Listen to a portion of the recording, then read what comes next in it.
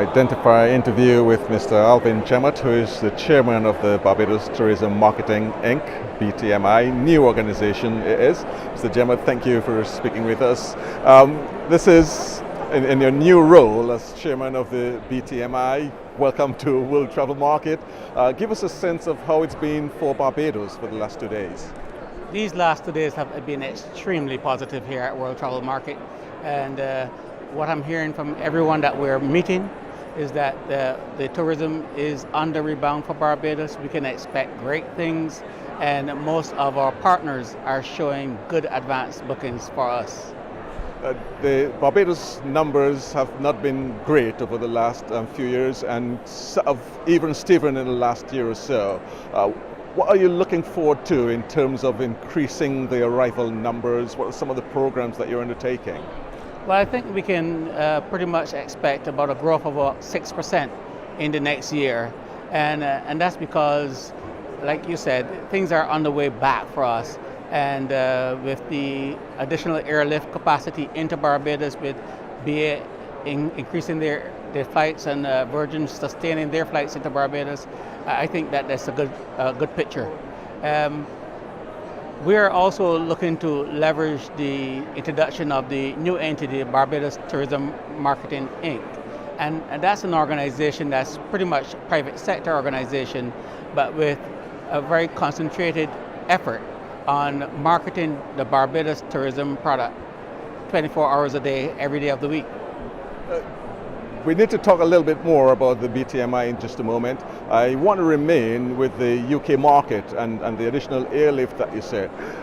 UK is your most important market, isn't it, in terms of tourism arrivals? That too has not necessarily been the best. What is happening that is causing you to be optimistic about an overall 6% rise and a rise in arrivals from the UK? Well, the UK market has been one of our most important markets over the years, and when the UK economy is not doing as well, we too feel the effects.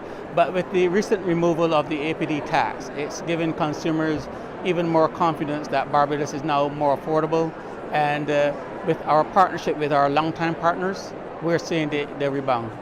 So you're saying that the adjustments to the APD that make it even, certainly a more even playing field, if we are to use that cliche, with the United States and other destinations has helped? I would say without a doubt that the removal of that APD tax is a feather in our cap, and it really helps us to be able to present Barbados at a better price point. Now, you talked about the BTMI. It's a new organization, Barbados Tourism Marketing Inc. How is it different from what we've come to know as the Barbados Tourism Authority? Well, the private sector arm of the marketing of Barbados now gives it exactly what I said, a private sector arm. And we're able to respond in a more nimble fashion. We're able to take decisions quickly and be proactive about the market. And we're even able to enter into arrangements that allows us to raise revenue, whereas in the previous arrangements we were not able to do that. So how does it work? It's a sort of semi-government, semi-statutory body sort of thing run by the private sector, because I seem to be seeing the chairman certainly hired by the government of Barbados, appointed by the government of Barbados, and then a lot of the staff from the previous BTA are with that. So how does it work, and how is, you say private sector run or private sector owned?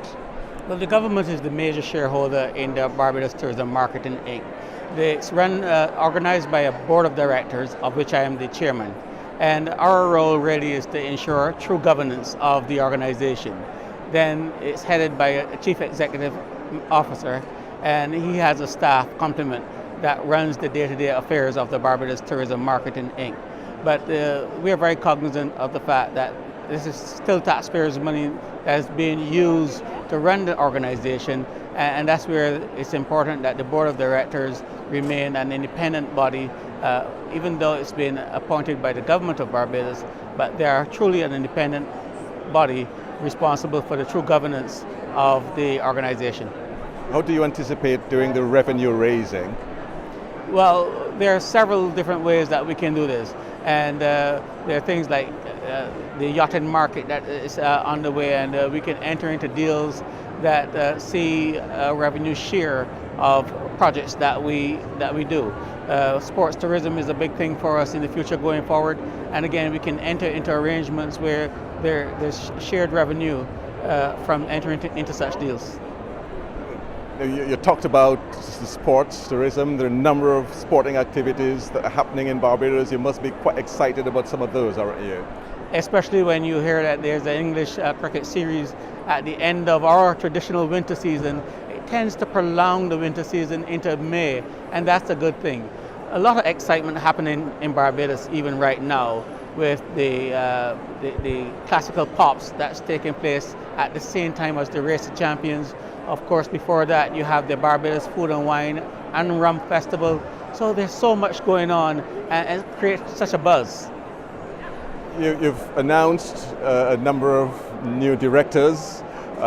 You've moved one director, Petra Roach, from the UK to the US market. You've got a new person in Canada, a lot of new appointments happening as well. Yeah, but don't be fooled by that. There are no rookies to their position.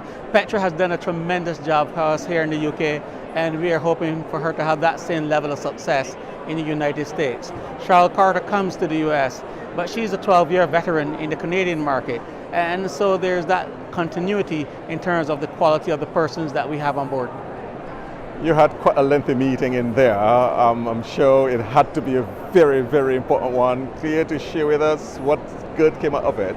Well, it's a little early yet, but let me say that Barbados is going to be celebrating 50 years of an independent nation in 2016. And that's how far in advance we are pushing our planning into 2016, 2017 and beyond. So, who was in there? We had some important people in there with you. We're talking yachting, and it's again, it's a tremendous market for Barbados. Over the last couple of years, we've had very significant yachting events to end in Barbados. And just to give you a little insight, that's kind of the discussion we're having in there.